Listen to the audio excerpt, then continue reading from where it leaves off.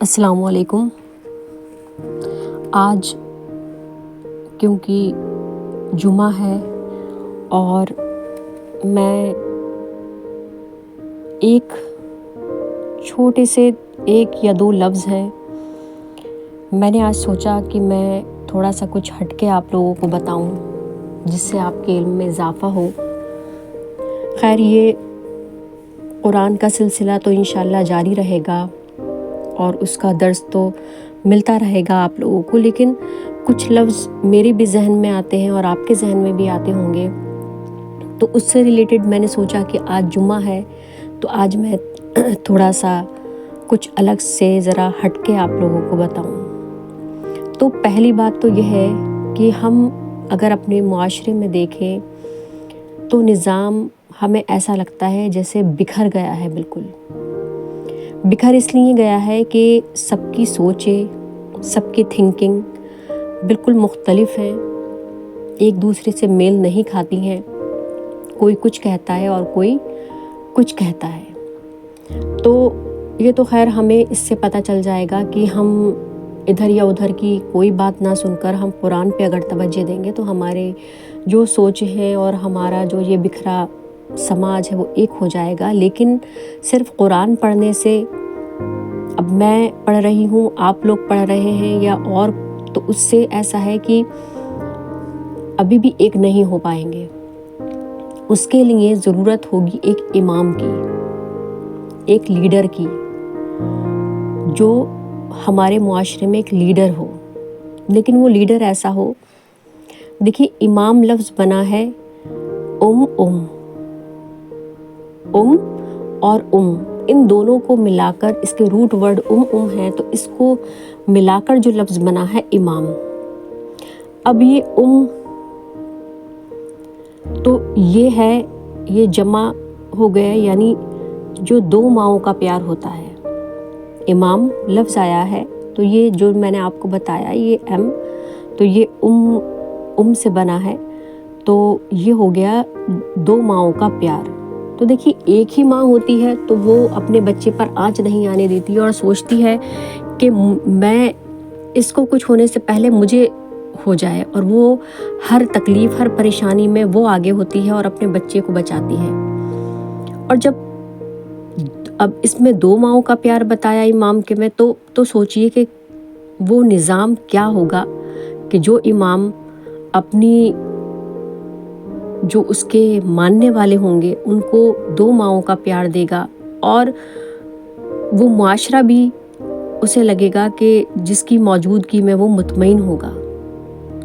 تو دیکھیے ہم زکوٰۃ دیتے ہیں، نکالتے ہیں زکوٰۃ، اس کا کیا ہوتا ہے؟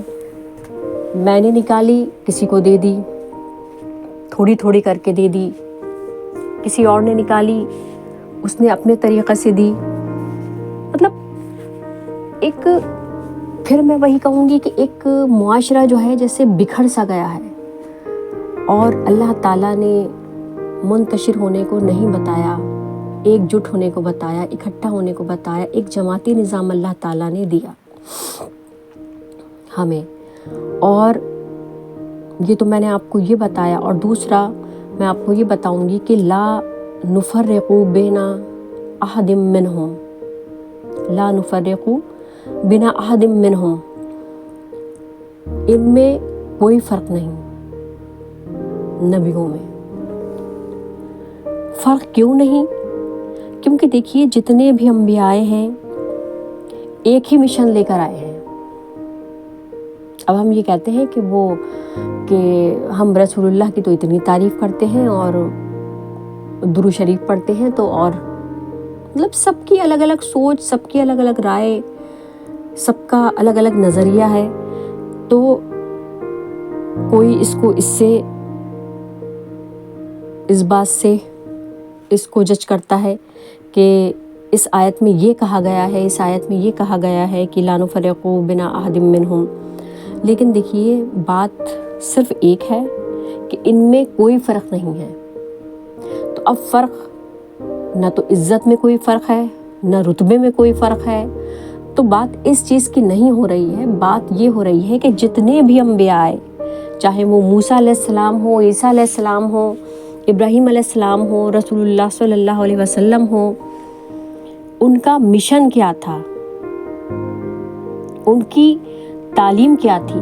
تو ایک ہی مشن تھا سب کا، ایک ہی تعلیم تھی، ایک ہی تعلیم لے کر آئے تھے. اور وہ تعلیم کیا تھی؟ وہ تعلیم یہ تھی کہ جنت سے نکالا ہوا آدم کس طریقے سے جنت حاصل کر سکتا ہے. یہ مشن تھا سب کا.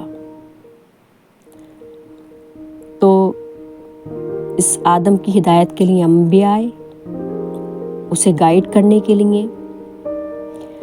دیکھیے، ہر انسان پیدائش سے ہی اپنے اندر صلاحیت لے کر آتا ہے، لیکن یہ جہنمی معاشرہ جو ہے اسے وہ جو بننا چاہتا ہے بننے نہیں دیتا ہے. یہ جہنمی معاشرہ جو ہوتا ہے، جہنم کیا ہے؟ دیکھیے، جہنم ایک وادی کا نام ہے. اب یہ جو پادری مذہب جو تھے، وہ لوگ انسانوں کو زندہ جلاتے تھے بہت پہلے. اب تو خیر نہیں، لیکن بہت پہلے کا میں بتا رہی ہوں. اور دیوتاؤں کو خوش کرنے کے لیے بھی ایک جہنم تھی، جس میں یہ ہوتا تھا کہ اس جہنم میں انسانوں کو جلایا جاتا تھا، جیسے کہ ستی پرتھا.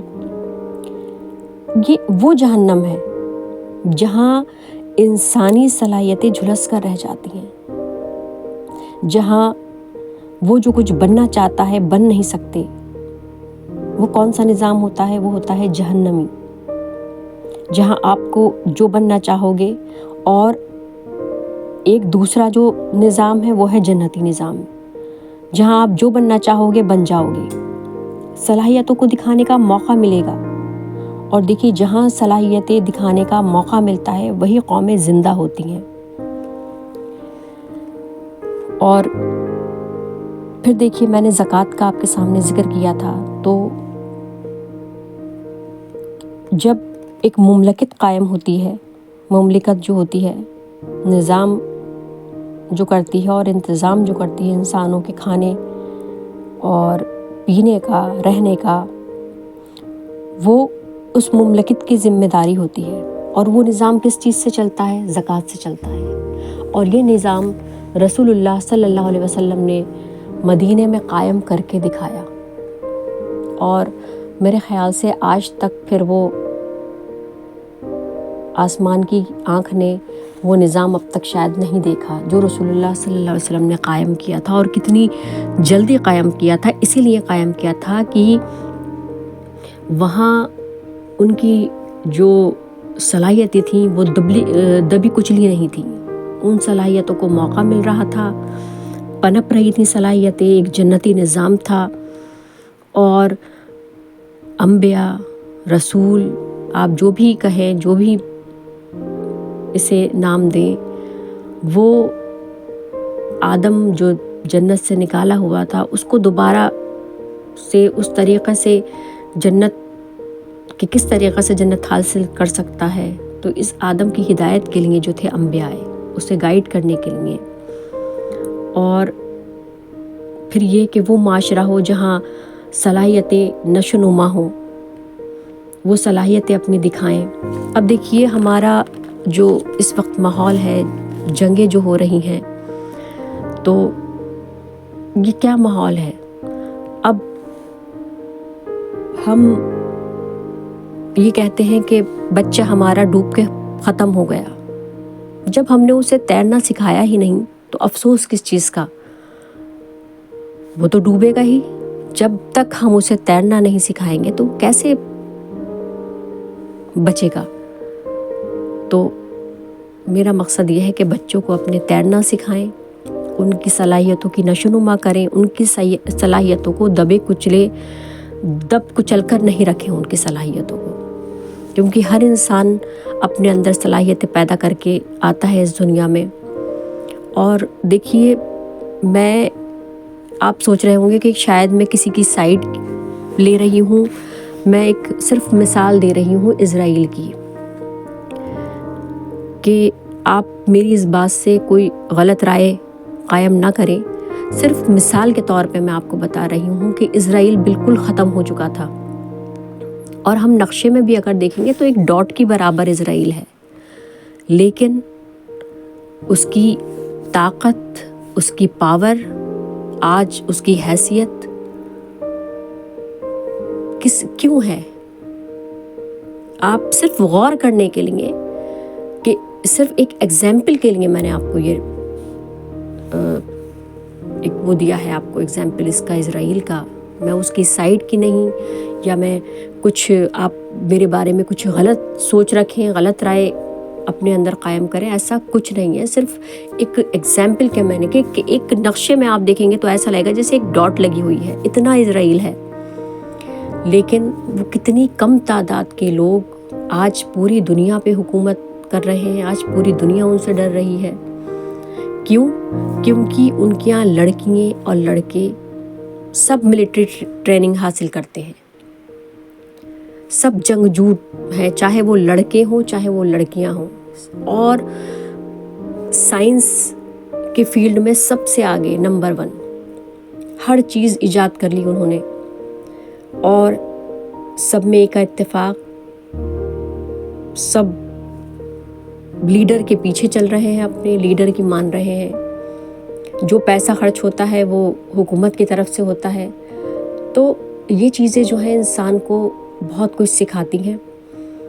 تو صرف ایگزامپل کے لیے میں نے آپ کو یہ بتایا۔ اگر آپ کو میری بات پر یقین نہ ہو تو آپ اسرائیل کی ہسٹری نکالیں کہ یہ لوگ بالکل ختم ہو چکے تھے، اور یہ چند جو لوگ بچے تھے انہوں نے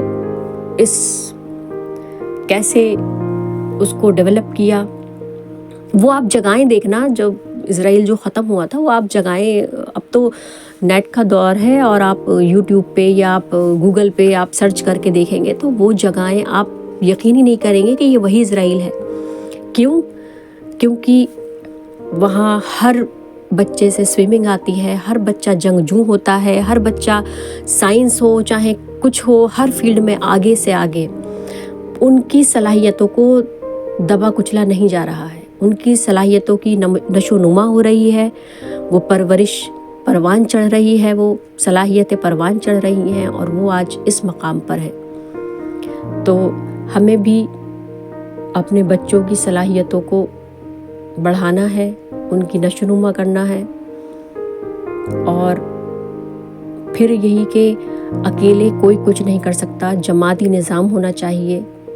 تو میں یہی کہنا چاہوں گی، آج میرا یہی مقصد تھا جمعے کے دن کہ میں آپ لوگوں کو تھوڑا ہٹ کر بتاؤں۔